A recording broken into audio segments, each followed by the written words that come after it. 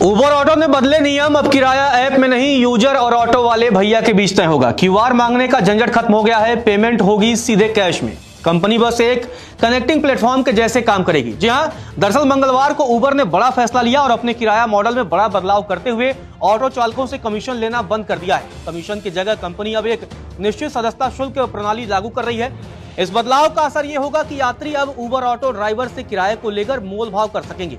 App में दिखाया जाने वाला किराया सिर्फ एक सुझाव होगा, जबकि अंतिम किराया चालक और यात्री के बीच बार्गेनिंग के आधार पर ही तय होगा। उबर अब किराए को लेकर किसी भी प्रकार के विवाद में हस्तक्षेप नहीं करेगा। उबर ने पूरे देश में इस नए मॉडल को लेकर अधिसूचना भी जारी कर दी है। अधिसूचना में कहा गया है कि कंपनी अब केवल एक टेक्नोलॉजी इंटरमीडिएरी यानी कि तकनीकी मध्यस्थ के तौर पर काम करेगी। उबर के प्रवक्ता ने कहा कि यह बदलाव इंडस्ट्री में बढ़ते सब्सक्रिप्शन आधारित मॉडल को ध्यान में रखते हुए किया गया है, जिससे कंपनी कंपटीशन में बनी रह सके। हालांकि उबर ने यह भी क्लियर किया है कि वह सुरक्षा संबंधित मामलों को गंभीरता से लेता रहेगा और यात्रियों व चालकों की सुरक्षा सुनिश्चित करने के लिए जरूरी कदम उठाता रहेगा। इस नए मॉडल में यात्रियों को भी फायदा होगा।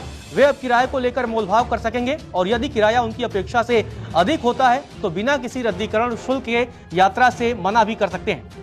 उबर ने यात्रियों को सलाह दी है कि वे किसी भी शिकायत के लिए सीधे चालकों से बात करें, क्योंकि वे स्थानीय परिस्थितियों को सबसे बेहतर समझते हैं।